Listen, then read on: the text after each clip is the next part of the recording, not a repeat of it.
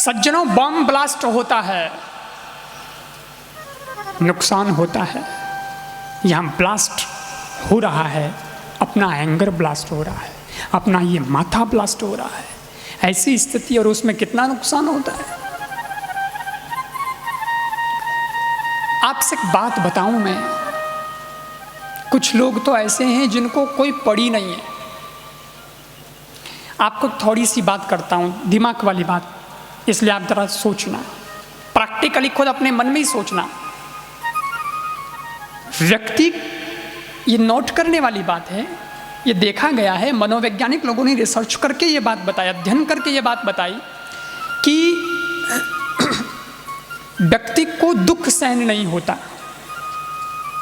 दुख होगा, थोड़ा सा भी पीड़ा होगी, तकलीफ होगी, तो तुरंत उसका समाधान खोजेगा। सर दर्द हो रहा है तो क्या सहन करते रहोगे जिंदगी भर? नहीं भाई, टैबलेट लाओ, ऐसे नहीं चलेगा। हैं?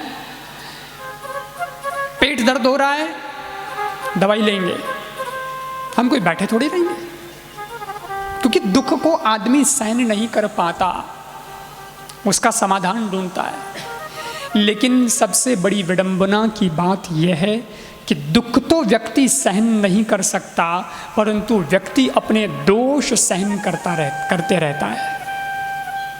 दुख और दोष में फर्क है।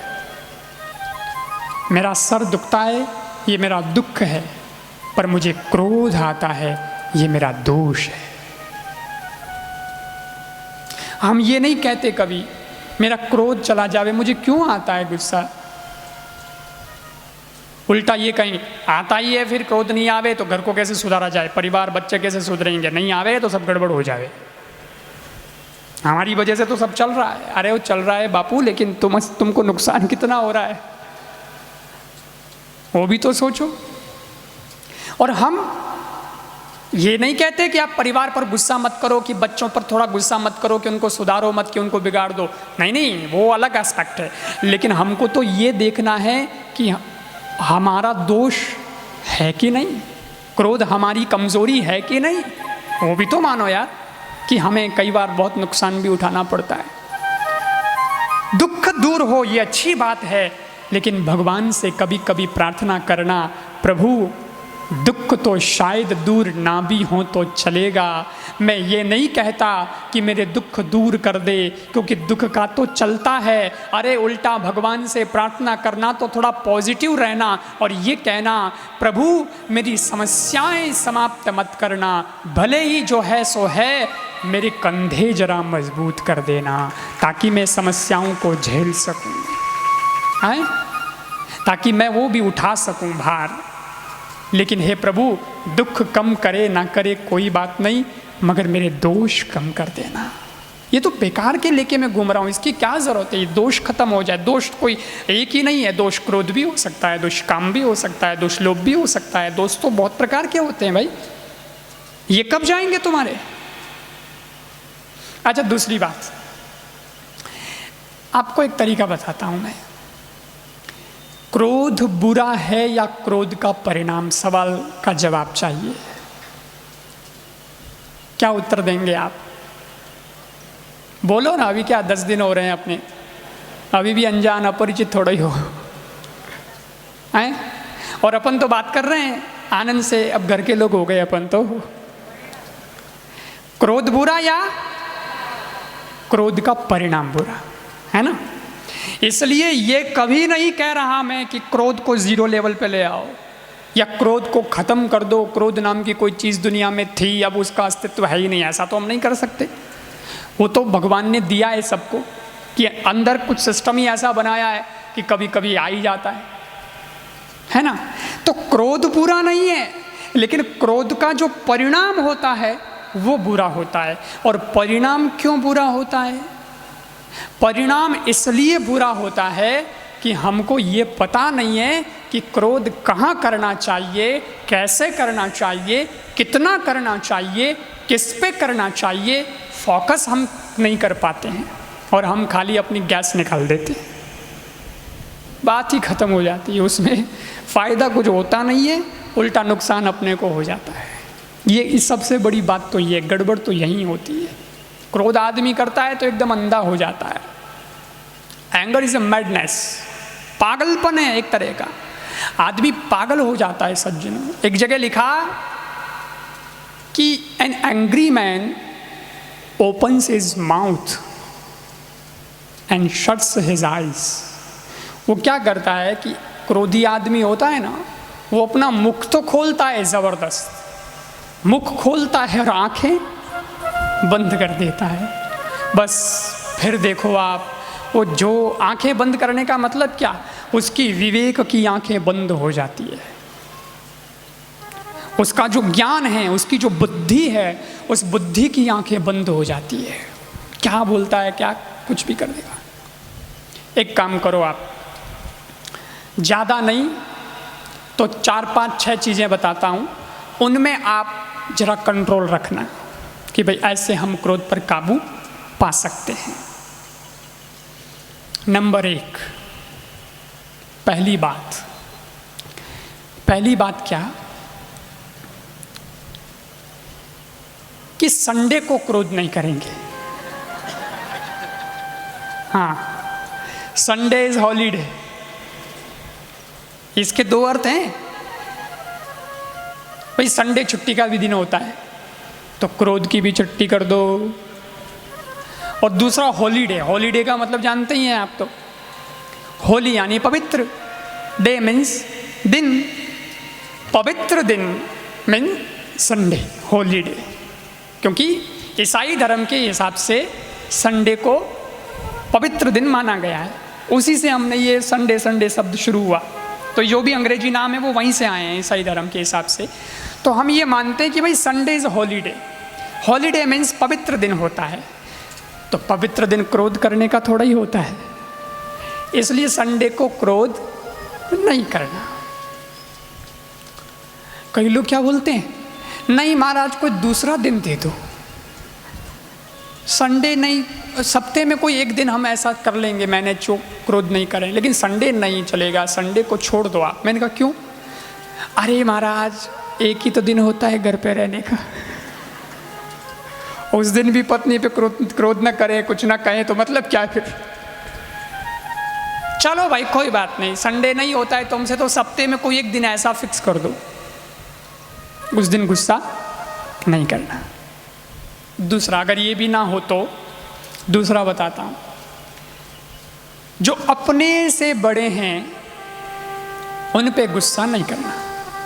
सीधी सी बात, जो अपने से बड़े हैं उन पे गुस्सा नहीं करना। इतना तो कर सकते हो,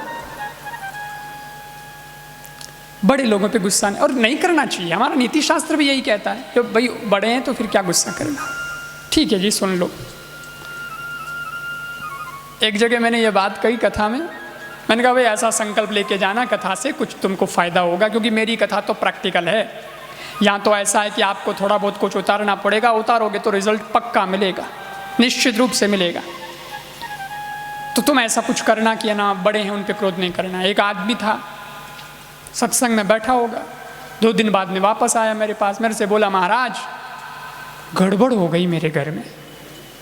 मैंने कहा क्या हुआ? बोले मैं आया था 2 दिन पहले यहाँ सत्संग में, उस दिन आप क्रोध पे प्रवचन कर रहे थे और आपने बोला था जो अपने से बड़े उन पे क्रोध नहीं करना, ऐसा संकल्प आपने लिरवाया था। तो हिप्नोटाइज हो के मैंने संकल्प ले लिया वहाँ बैठे बैठे ही पांडाल में। फिर घर पे गया तो बड़ी मुश्किल हो गई, मेरे तो गड़बड़ हो गई, मैं तो फंस गया, समझो मैं भारी तरह से फंस गया। अरे मैंने कहा ऐसे कैसे फंस सकता भाई, ये तो मुक्ति की बात थी, क्रोध नहीं करने से तो आदमी फंसता थोड़ा ही है, निकल जाता है फंसा हुआ हो भी तो। अरे बोले नहीं मैं सुनो मेरी बात। मैंने कहा क्या हुआ पता? बोले मैं घर पे गया,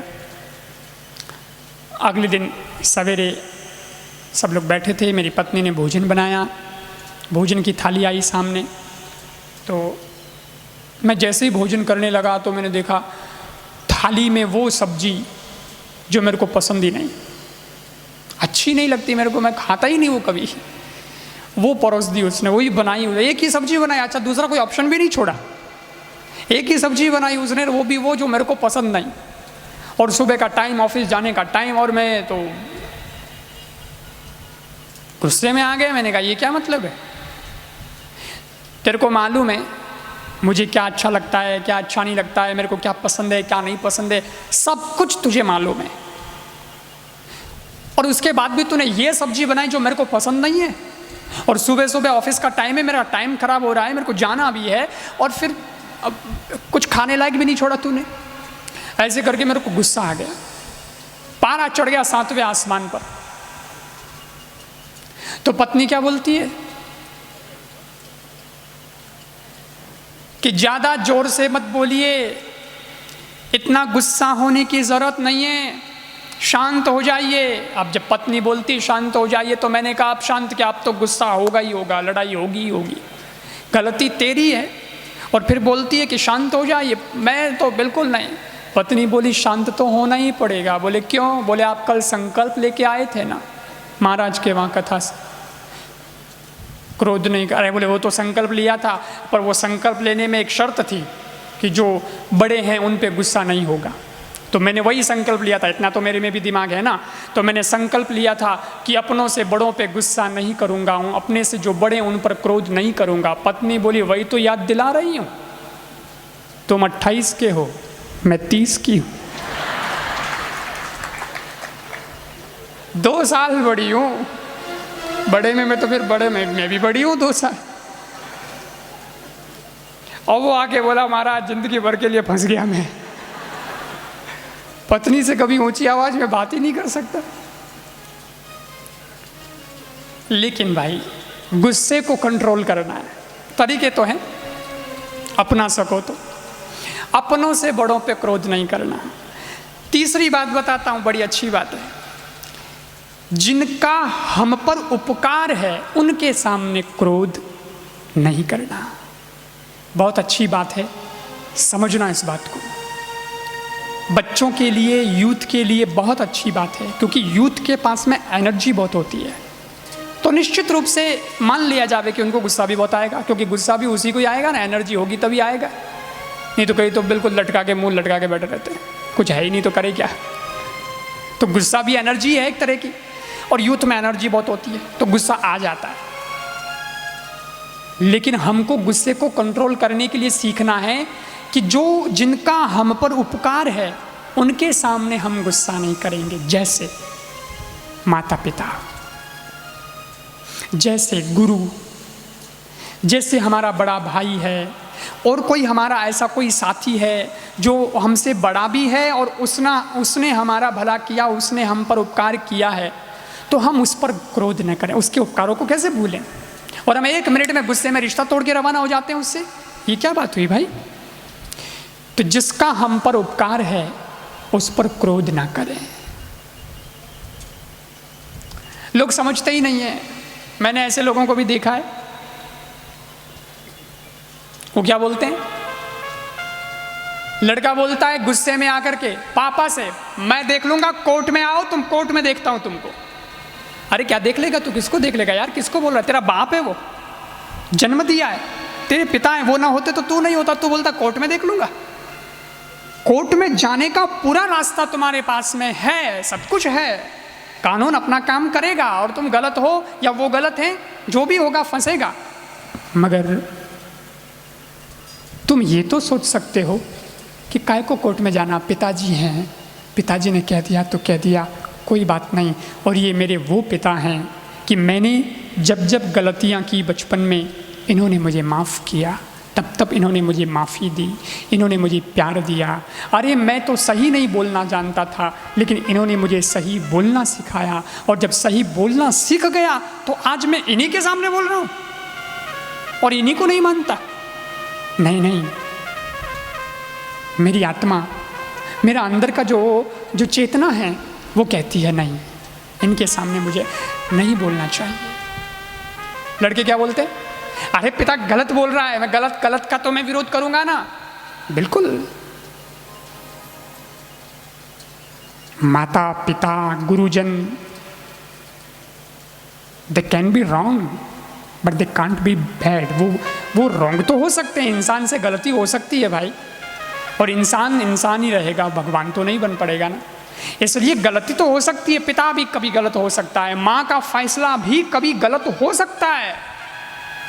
वो गलत तो हो सकते हैं लेकिन वो कभी बुरे नहीं हो सकते हैं, इस बात को याद रखना। फैसला गलत हो सकता है लेकिन अनुशासन किसे कहते हैं कि अगर कुछ हुआ है तो भी मेरे माता पिता हैं, मैं इनको कुछ नहीं कह सकता। कोई बात, एक बात बताता हूं आपको समझाने के लिए, आप जैसे ही उदाहरण देने पड़ते हैं, इसलिए आप जैसा उदाहरण देता हूं खासकर यूथ के लिए कि भाई बच्चे जो तर्क करते हैं ना, मैं आपको बताता हूं। क्रिकेट के बहुत फैन हैं लोग, वानखेड़े स्टेडियम खचाखच भरा है, विराट कोहली बैटिंग कर रहा है और वो चौके छक्के का मास्टर, उसको तो सब पता है, वो तो बॉल देखते ही पहचान जाता है कि बॉल कैसी है, छक्के वाली है, चौके वाली है कि आउट वाली है ना। तो कब उसको बल्ला मारना है, कब शॉट मारना है, कब उसको छोड़ना है, सब उसको मालूम, इतना अनुभव है उसको। लेकिन वो विराट कोहली अगर आउट न भी हो और अंपायर अगर डिसीजन दे दे, उसकी अंगुली ऐसे उठ जावे, तो विराट कोहली क्या करेगा? विराट कोहली क्या करेगा? अंपायर का गला पकड़ेगा? पागल, क्रिकेट मैं खेल रहा हूं कि तू खेल रहा है? ना, विराट कोहली क्या करेगा? अच्छा, अंपायर ने रॉन्ग डिसीजन, हो सकता है ना, अंपायर कोई भगवान तो नहीं है, उसके भी गलत डिसीजन हो सकता है और वो गलत डिसीजन दे देवे, और Virat Kohli was not out. सारी पब्लिक कह रही है 40,000 लोगों के बैठने की कैपेसिटी है उसमें वानखेड़े स्टेडियम में, और वानखेड़े स्टेडियम के जितने लोग दर्शक आए वो कह रहे हैं कि इट वॉज रॉन्ग डिसीजन। लेकिन फिर भी विराट कोहली गर्दन नीची करके मैदान से बाहर आ जाता है, वो कुछ भी नहीं बोलता है, क्योंकि अंपायर ने एक बार अंगुली उठा दी, बात फाइनल हो गई। माँ बाप ने एक बार अंगुली उठा दी, बात फाइनल हो गई। भूल जाओ यार, हो गया, कोई गलती हो गई थी और माँ बाप ने भी गलत ही किया था, परंतु अब माँ बाप के आगे कहाँ जाएंगे? कभी दिल से ऐसा भी तो सोचो कि उनके हमारे ऊपर कितने उपकार हैं। हम ये भूल जाते हैं जब हमारी बुद्धि ज़्यादा होती है ना, जब हम ज़्यादा पढ़ लिख लेते हैं ना, तो हम यही सोचते हैं, तो हम जानते भी क्या हो, जानते तो हम हैं, परंतु वो न पालते तो क्या होता। हमारे राजस्थान में तो ऐसा कहते हैं, आज आया बड़ा तू म्याऊं म्याऊं करने वाला, मैं ये मैं वो, मैं ये मैं यो। अरे जब जन्म हुआ तब माँ बाप अगर तेरे को अगर छोड़ के चले जाते और बिल्ली लेके चले जाती तो क्या करता है? इसलिए उनका उपकार है। अच्छा, एक बात आपसे और कहूं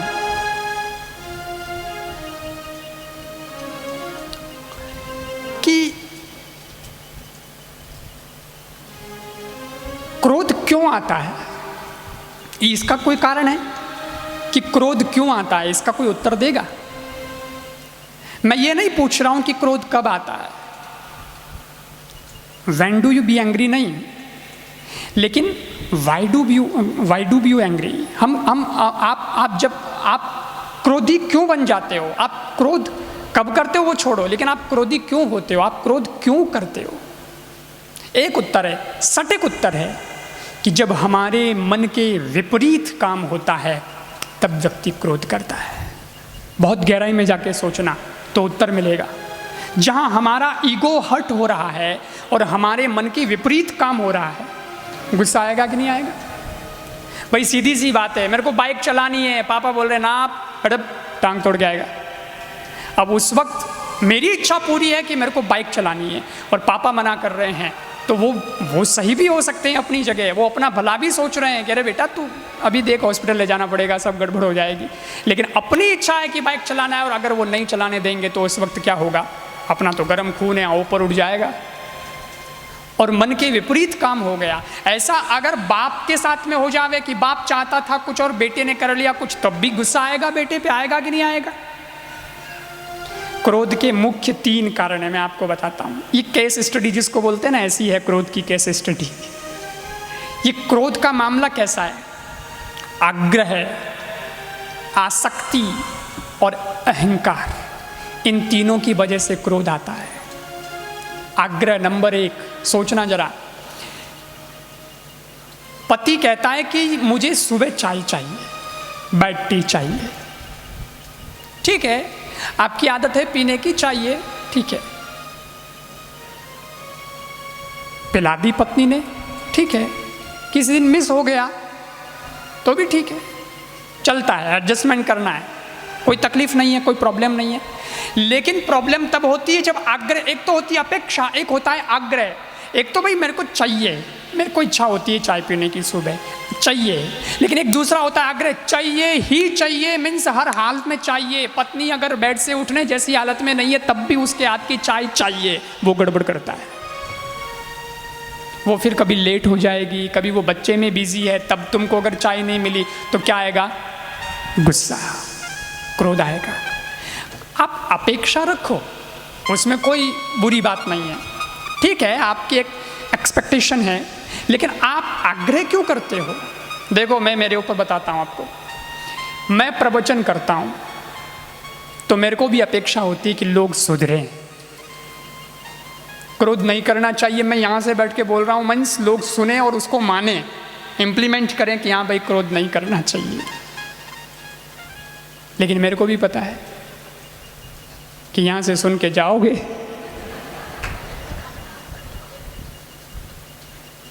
और फिर क्या होगा? अरे दूसरी बात छोड़ो, तुम कार में बैठोगे, जा रहे हो और अगले वाला अगर साइड नहीं दे रहा है तो क्या करोगे? प्रैक्टिकल देखो ना तुम, लोग चिल्लाना शुरू कर देते।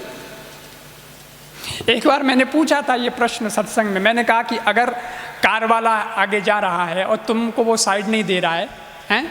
उसके पास जगह है फिर भी वो साइड दे नहीं रहा है, तुम पीछे हो, क्या करोगे तुम? बोले वही करेंगे जो सारी दुनिया करती है। मैंने कहा क्या? अरे बोले चिल्लाएंगे, साइड नहीं देता, क्या आदमी है, दिखता नहीं क्या है पीछे, यार हॉर्न नहीं सुनाई दे रहा था, साइड नहीं देता है। मैंने कहा गाली ही निकालोगे, और तो कुछ नहीं कर सकते, और तो कुछ नहीं। मैंने कहा एक बात बोलो, गाली से उसको क्या पता चलेगा कि साइड देनी चाहिए कि नहीं, क्योंकि तुम बैठे हो इस कार में, वो बैठा है उस कार में। अरे बोले कुछ तो होगा। अरे बोले क्या कुछ होगा? कांच तुम्हारा भी बंद है, कांच उसका भी बंद है, वो तो सुन नहीं सकता ना तुम्हारी बात, तुम जो बोल रहे हो, गाली बोल रहे हो, उसको तो सुनाई नहीं देता है। वो तो बढ़िया ईयरफोन लगा के गाने सुन रहा है, मेरे रश के कमर, और तुम बोल रहे हो कि वो मैं गाली दूंगा। क्या गाली दोगे तुम? सोचने वाली बात है कि तुम बेकार में अपनी एनर्जी खत्म कर रहे हो, वहां जरूरत ही नहीं है। ठीक है यार, जरूरत थी हमको कि साइड दे देता तो 5 मिनट घर जल्दी पहुंचते, अपेक्षा थी उससे इसलिए हॉर्न बजाया, इसलिए लाइट भी दी रात को, लेकिन अपेक्षा पूरी नहीं हुई तो कोई बात नहीं यार, चलते हैं, फिर जब जगह मिल जाएगी तब अपन ही साइड में निकल जाएंगे। आग्रह नहीं होना चाहिए, अपेक्षा होनी चाहिए। मेरे को कोई अपेक्षा तो होती है कि आप सुधर जाओ, दुनिया सुधर जावे, मेरे प्रवचन की बात कोई मान लेवे, लेकिन न माने तो नाराज नहीं होता कि कल से प्रवचन देना बंद कर दूं, कल फिर आऊँगा। नहीं मानोगे तो मनाऊंगा, फिर से मनाऊंगा, फिर से ट्राई करेंगे, फिर से कुछ आपको और कुछ सुनाएंगे, है ना। कोई प्रवचन बंद थोड़ा ही कर देना है, इतने में तो ऐसे तो बहुत सारे ऐसे चांस आए, तो उसमें कोई आदमी प्रवचन बंद थोड़ी कर देगा। ये है आदमी की ज़िंदगी जीने का तरीका। ऐसे एडजस्टमेंट करिए ना, आग्रह मत रखिए। और दूसरी बात बताता हूँ, आसक्ति। आसक्ति बड़ी चीज़ है साहब। आसक्ति की वजह से भी आदमी को गुस्सा आता है। आसक्ति होती है ना किसी चीज़ में हमारी, मेरा मोबाइल, मेरी वस्तु, ये मेरा, और इसको तुमने हाथ कैसे लगा दिया, लो साहब ब्लास्ट। होता है कि नहीं होता है? सच बोल रहा हूँ ना, ऐसा अनुभव में आता है ना कि बस हाथ क्या लगा दिया मेरी चीज़ के, कि उसमें गुस्सा। इसलिए फिर लोग कहते भी रहते, देख यार तू जानता ही है उसका स्वभाव कैसा है, उसकी चीज़ मत छेड़ना। फिर लोग डरने लग जाते हैं उससे। तो ऐसा क्या, उसमें क्या आसक्ति है तुमको इतनी? छोड़ो ना यार, लोगों को बड़ी आसक्ति होती। एक आदमी मेरे को बोला, महाराज बड़ी तकलीफ है मेरे घर में। मैंने कहा क्यों भाई, क्या तकलीफ हो गई? बोले बंगला बनाया, लाखों रुपए खर्च कर दिए, बाथरूम बनाया 50 लाख का। तो मैंने कहा हे भगवान, बाथरूम 50 लाख का बनाया है। जब जाने का ये आइटम इतना 50 लाख का बनाया तो खाने वाला आइटम कितना लाख का बनाया होगा? बोलते 50 लाख का बाथरूम बनाया। और 50,000 का एक सोफा लेके आया मैं। एक सोफा, वो कितने का? 50,000 का। तो मैंने कहा तू बोल रहा है कि मेरे तो बड़ी तकलीफ हो गई महाराज। इन सब से तकलीफ क्या हो गई वो मेरे को समझ नहीं आया अभी तक, ये बता तू। अरे बोले क्या बताऊं, 50,000 का सोफा लेके आया, मेरी पसंद का लेके आया मैं। एक ही पीस था उसके पास, मेरे को वही पसंद था और मैं लेके आ गया। हाथों हाथ कैश पेमेंट और सोफ़ा घर में आना चाहिए, मेरी पसंद का लेके आया। मैंने कहा वो तो सभी लाते हैं यार, घर में सोफ़ा वगैरह सब लाते हैं, उसमें तकलीफ कहाँ खड़ी हुई ये बता। बोले तकलीफ इस बात की हुई कि 50,000 का सोफ़ा मेरी पसंद से घर पे लाके रखा और जब बैठने लगा तो पत्नी बोली तुम मत बैठना, सोफ़ा खराब हो जाएगा। मेरा सोफ़ा मैं लेके आया मेरी पसंद से और मेरी पत्नी नहीं बैठने देती, अब जाऊँ तो जाऊँ कहाँ? आसक्ति, मेरा सोफा और उस पर मैं नहीं बैठा तो क्या आएगा? गुस्सा, क्रोध का कारण तो बनेगा।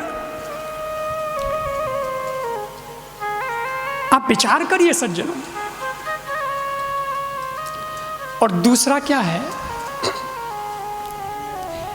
पहला आग्रह, दूसरा आसक्ति, तीसरा कारण अहंकार। अहंकार की वजह से भी क्रोध आता है सज्जनों। आदमी का अहंकार देखो आप, ईगो देखो आप, खतरनाक ही होता है। किस बात का अहंकार करना भाई? हम किसी सही चीज पे गुस्सा करें, सुधार की बात करें, गुस्सा करें, बात समझ में आती है, लेकिन अपने अहंकार के लिए हम गुस्सा कर रहे हैं कि मेरी चलनी चाहिए। मैं एक बात कहता हूं, घर में एक सूत्र अपना लो, आपके घर की आधी लड़ाइयां तो आज अभी इसी वक्त समाप्त हो सकती हैं। मेरी भी सुनो, अच्छी बात है, आपकी घर की लड़ाइयाँ खत्म हो जाएंगी, लेकिन जिस दिन ये आया कि मेरी ही सुनो और किसी की नहीं, उस दिन घर में लड़ाइयाँ शुरू हो जाएगी। घर परिवार में लड़ाई का कारण आधे से ज़्यादा ये है कि मेरी भी सुनो नहीं चल रहा है, मेरी ही सुनो ये चल रहा है। और मेरी ही सुनो क्यों चल रहा है? अहंकार की वजह से चल रहा है। ठीक है, कोई बात नहीं यार, चलाओ ना, एडजस्ट करो। मेरे को गरम चाय, मीठी चाय इतनी बजे चाहिए, मीन्स चाहिए ही। समझ क्या रखा है मैं कौन हूं? ये अहंकार चाहिए। मान लो कभी फीकी आ गई तो गुस्सा करने की क्या जरूरत? आ गई तो आ गई। अच्छा, एक बात बताता हूं आपको। आजकल तो भाई व्यापारी लोग हो गए सब, है ना। माताएं भी आजकल तो व्यापार करती हैं, जॉब पे जाती हैं ना सब, तो व्यापारी माइंड चलता है सबका। तो आपको ऐसे समझाता हूँ, कोई 1 लाख का कोई व्यापार अगर किसी का करवावे, किसी की बिक्री करवावे, तो 1% तो कमीशन दिया जाता है ना। और ये छूट मिल जाती है, दलाली, क्या दलाली बोलते हैं, दलाली दी जाती है। 1% तो देता ही है ना कम से कम। तो मैं बोलता हूँ, पत्नी रोज लावे गरम चाय, मीठी चाय, किसी दिन शक्कर डालना भूल गई, फीकी ले आई, तो गुस्सा क्यों होते हो? व्यापारी भी 1% दलाली देता है, तुम भी दे दो। छुट्टी, चल माफ़ किया, 1 दिन के लिए माफ़ किया। तेरे हाथ की अच्छी लग रही है, तेरे हाथ में ही मिठास है, क्या डालने की ज़रूरत है बाहर से? ऐसा सोच के माफ़ किया जा सकता है, एक्सक्यूज़ किया जा सकता है ना। मैंने एक जगह ये बात कही, मैंने कहा ऐसा कर दिया करो तो भी ठीक है, थोड़ा गुस्से से बचोगे। एक आदमी बोला, हाँ तुम तो कहते रहते हो, लेकिन मैं मानूँ न मानूँ ये मेरे ऊपर है। मैं तो महाराज बिल्कुल ऐसा नहीं करूँगा, चाय अगर फीकी आ गई तो गुस्सा करूँगा ही करूँगा, पत्नी पे जम के करूँगा। मैंने कहा क्यों भाई, 1% दलाली दे देना। वो बोला, महाराज तुमको मालूम नहीं है, तुमने शादी नहीं की ना, इसलिए तुम्हें मालूम नहीं है। मैंने कहा चाय में शादी कहाँ से आ गई भाई, शादी का क्या लेना देना है इसे? वो बोला, तुमको मालूम नहीं है महाराज, अगर 1 दिन फीकी पी ली तो रोज फीकी ही आएगी, इसलिए पहले से जमजमा के रखो ताकि कभी फीकी आवे ही ना। अरे मैंने कहा यार तुम्हारा गणित तुम जानो। क्रोध के ये कारण हैं, इसलिए जरा इससे बच के रहना। खैर, मैं बात कर रहा था कि आप संडे को क्रोध मत करो, ये ना हो तो बड़ों पर क्रोध मत करो, ये भी ना हो तो जिन्होंने उपकार किया उन पर क्रोध न करो। चौथी बात बताता हूँ, भोजन करते वक्त क्रोध मत करो। हाँ, इतना तो करो, क्योंकि भोजन करने में पूरा दिन नहीं लगता है, 10 मिनट 15 मिनट लगता है। 10-15 मिनट क्रोध के बिना नहीं रह सकते क्या आप? इतना तो रह सकते हो। भोजन करते वक्त क्रोध मत करो। और क्रोध क्यों करना? दाल में नमक नहीं है, लोग क्रोध करना शुरू कर देते हैं। लेकिन लॉजिकली सोचो, दाल में नमक नहीं है तो क्रोध करने की जरूरत क्या है? एक बात बताओ, दाल में नमक नहीं है या घर में नमक नहीं है? दाल में नमक नहीं है या घर में नमक नहीं है? अगर घर में नमक नहीं है तो गुस्सा करने की जरूरत नहीं है, क्योंकि परिवार का मुखिया आदमी होता है और आदमी को ही सब जिम्मेवारी होती है कि घर में कौन सी चीज़ की कमी है, कौन सी चीज़ लानी है, कौन सी नहीं लानी है। इवन पत्नी भी लिस्ट पति को देती है कि बाजार से आते वक्त ये ले आना। तो लाएगा कौन? आदमी। तो अगर घर में नमक नहीं है तो कमजोरी तुम्हारी है, तुमको लेके आना था। इसमें गलती पत्नी की क्या है? इसमें गलती बच्चों की क्या है? किस पर गुस्सा करते हो? खुद की गलती है। घर में सामान ये कम था तो तुमको लेके आना था। घर में नमक नहीं है तो गलती भी तुम्हारी है, तुमको लेके आना था। और दाल में नमक नहीं है और घर में नमक है तो गुस्सा काहे को करना? डिब्बा लेके डाल देना। बवाल क्यों करता है? और गुस्सा करने से तो दाल में नमक नहीं आएगा, गुस्सा करने से तो दाल का टेस्ट बढ़िया नहीं हो जाएगा। सोचने वाली बात है कि नहीं? तो भोजन करते वक्त गुस्सा नहीं करना। पांचवी बात, मोबाइल पे फोन ये बातचीत करते हुए मोबाइल से गुस्सा नहीं करना। कई लोगों को बड़ी आदत हो, मैं तो देख लूंगा तेरे को, अभी तेरे झापड़ मारता हूँ। अरे तू किसको झापड़ मारेगा? तो मोबाइल से बात कर रहा है, आदमी तो 100 किलोमीटर दूर खड़ा है, झापड़ मार दूंगा। किसको झापड़ मारेगा? वो है ही नहीं तेरे सामने, लेकिन गुस्से में बोल रहा है। और कुछ लोग बड़े समझदार होते हैं, कुछ को कोई सामने से गालियां बोलता है ना भाई, एक तो खुद गाली बोल रहा है मोबाइल पे, एक सामने से मोबाइल पे सुनने को मिलती है, अरे तूने ऐसा कर दिया, तेरा मैं ऐसा कर दूंगा। तो मैंने एक आदमी को देखा, वो आदमी मोबाइल से बात करते करते बाथरूम में गया, मोबाइल बाथरूम में रख के आ गया। मैंने कहा क्या किया? बोले महाराज कई लोगों को वॉमिट करने की आदत होती है तो बाथरूम में छोड़ के आया हूँ, 10 मिनट बाद में बात करूंगा। कोई मतलब तो है नहीं, वो ऐसे ही चिल्ला रहा है, क्या परिणाम क्या निकलेगा? कोई लेना नहीं, कोई देना नहीं, वो ऐसे ही मोबाइल पे निपटाए जा रहा है, कुछ नहीं मिलने वाला। तो वो ऐसा भी लोग सोचते हैं। कुछ लोग कहते हैं लोगों को सुबह सुबह ही जहर उगलने की आदत होती है।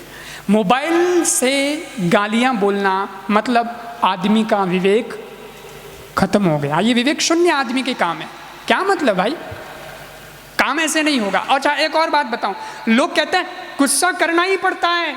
मैं आपको एक बात बताता हूं, व्यवहारिक बात बताता हूं कि काम गुस्सा करने से नहीं होता है, काम तो प्यार से ही बोलने से होता है। गुस्सा करने से दिल टूटते हैं, गुस्सा करने से रिलेशन खराब होते हैं। आप करके देख लेना। किसी को डंडे के जोर पे काम करवा सकते हो आप? करवा लो। प्रेम से काम करवा सकते हो, उसको मनाओ बढ़िया प्रेम से, दिल जीतो ना यार, फिर देखो काम कैसे होते हैं। टीम वर्क जिसको हम कहते हैं वो ऐसे ही तो होता है, सब एक दूसरे से मिलजुल के काम करते हैं। और अंतिम छठी बात, लास्ट छठी बात मैं आपको बताने जा रहा हूँ, और वो बहुत मार्मिक की बात है। ये सारी 5 बातें अगर आप न कर पाओ तो कोई बात नहीं, लेकिन ये छठी बात अगर कर ली तो काम बन जाएगा। और ये तो कर लेना, सोते वक्त कभी क्रोध मत करो। अब बेड पे आ गए, सो रहे हो, दिन भर के सारे काम निपट गए हैं, बस अब सोना है, तो सोते वक्त कुछ भी मत करो। आप ये क्या मतलब कि दिन में मेरे को उसने ये कह दिया था, वे वापस सुबह से अपनी फिल्म शुरू करेंगे, ये कह दिया था, फिर वो वहाँ मिला था तो उसने भी आज मेरे को ये बोल दिया था, वो बोल दिया था। क्या मतलब भाई? काहे को तुम उसको याद करते हो और फिर वो उसको देख के फिर उसकी बात याद करके आपको गुस्सा आता है? छोड़ दो, अभी सो रहे हैं तो दिमाग को बिल्कुल शांत रख लो और सो जाओ। जब ऐसा आप करो, ये 6 पॉइंट मैंने बताए जहाँ क्रोध नहीं करना है, अगर इसमें से एक भी पॉइंट आपने अपनाया, उसे स्वीकार किया, तो काम बन जाएगा। और फिर अगर क्रोध करना है तो एक बात बताता हूँ, क्योंकि क्रोध तो कोई भी कर सकता है, anybody can become angry, that is easy. But अब जो बात बता रहा हूँ उसको जरा समझना। To be angry with the right person. क्रोध करना है, उस व्यक्ति के साथ करो जहाँ क्रोध करने की वास्तव में आपको अभी आवश्यकता है। आप ऑफिस चला रहे हैं, आप फैक्ट्री चला रहे हैं, आप कर्मचारी लेके बैठे हैं और ऐसे में क्रोध नहीं करोगे तो मैनेज नहीं कर पाएगा, वो धंधा ठप हो जाएगा, कोई आपकी मानेगा नहीं, सुनेगा नहीं। तो to be angry with right person, ठीक है। दूसरा, टू द राइट डिग्री भी तो देखो यार, और एट द राइट टाइम, समय भी तो देखो कि किस वक्त हमें क्रोध करने का भी समय होता है।